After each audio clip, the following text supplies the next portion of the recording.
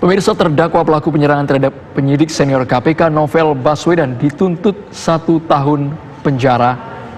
Dan pemirsa, yang menjadi pertimbangan dari jaksa dalam penuntutan ini adalah terdakwa ini bersikap kooperatif selama persidangan dan juga sudah mengabdikan diri selama 10 tahun sebagai anggota kepolisian. Persidangan kasus penyerangan terhadap penyidik Komisi Pemberantasan Korupsi Novel Baswedan telah tiba di agenda pembacaan tuntutan terhadap kedua terdakwa pelaku penyerangan, Roni Bugis dan Rahmat Kadir. Dalam sidang pembacaan tuntutan yang digelar Kamis kemarin di Pengadilan Negeri Jakarta Utara, Jaksa Penuntut Umum menyatakan kedua terdakwa terbukti melakukan penganiayaan yang terencana terhadap Novel Baswedan. Adapun tuntutan hukuman terhadap kedua terdakwa adalah kurungan penjara selama 1 tahun. Hal-hal yang kami jadikan pertimbangan dalam mengajukan tuntutan pidana yaitu hal-hal yang memberatkan perbuatan terdakwa telah mencederai kehormatan institusi Polri. Hal-hal yang meringankan terdakwa belum pernah dihukum, terdakwa mengakui perbuatannya di depan persidangan, terdakwa kooperatif dalam persidangan, terdakwa telah mengabdi sebagai anggota Polri selama 10 tahun.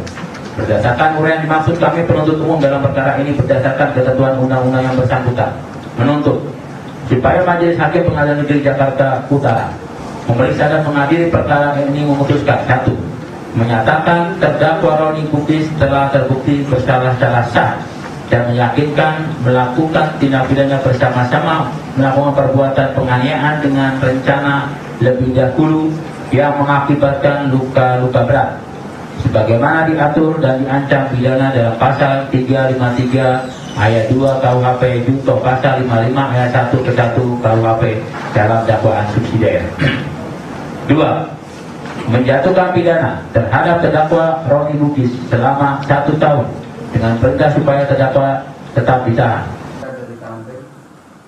Saat persidangan berlangsung, baik Roni Bugis dan Rahmat Kadir tidak hadir di ruangan persidangan, melainkan mengikutinya melalui telekonferensi di rumah tahanan. Pengacara kedua terdakwa menyatakan akan mempelajari terlebih dahulu tuntutan dari Jaksa Penuntut Umum. Ya, ini perkara atas nama. Udah kami terima, kami analisa tadi. Menurut kami sih nanti akan kami pertimbangkan dengan jawaban kami sebagai pledoi nanti minggu depan. Nanti kita lihat dengan tim, kita bukan lagi. Persidangan akan dilanjutkan Senin 12 Juni mendatang dengan agenda pembacaan pledoi dari kedua terdakwa. Dari Jakarta, Ihsan Zahri, TV One mengabarkan. Sementara itu, penyidik KPK Novel Baswedan menilai ada kejanggalan dalam tuntutan jaksa kepada 2 orang yang menyerang dirinya. Ya, menurut Novel, pemirsa, bahwa apa yang dilakukan dalam proses persidangan ini terkesan aneh dan ini merupakan tindakan kejahatan kelas tinggi. Menurut Novel, kita simak pernyataan berikut ini. Dengan tadi yang saya katakan, tuntutan yang disampaikan oleh jaksa penuntut 1 tahun penjara, ini tergambar sekali bahwa proses persidangan berjalan dengan aneh, berjalan dengan banyak kejanggalan dan lucu, saya katakan. Kenapa? Kita bisa melihat serangan kepada saya ini serangan atau kalau mau dikonstruksikan sebagai suatu perbuatan penganiayaan yang paling tinggi levelnya. Penganiayaan yang direncanakan, penganiayaan yang dilakukan dengan berat menggunakan air keras, penganiayaan yang akibatnya luka berat, dan penganiayaan yang dilakukan dengan pemberatan. Ini level yang tertinggi. Bayangkan, perbuatan selevel itu yang paling maksimal itu dituntut 1 tahun. Dan terkesan penuntut justru malah bertindak seperti penasihat hukum atau pembela dari terdakwa. Ini suatu hal yang tentu harus diprotes, harus dikritisi. Saya menyampaikan hal ini tentunya tidak serta-merta bahwa emosional terkait dengan hal ini, tidak. Saya melihat ini hal yang harus disikapi dengan marah. Kenapa?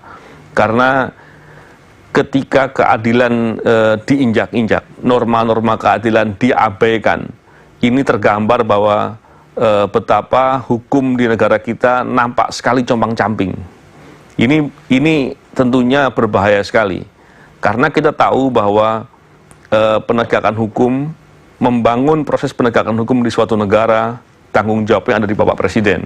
Tentunya ketika potret penegakan hukum yang digambarkan dengan compang-camping ini, dengan asal-asalan begini, dengan sangat buruk begini, ini tentunya membuat nama Bapak Presiden akan nampak sekali tidak baik.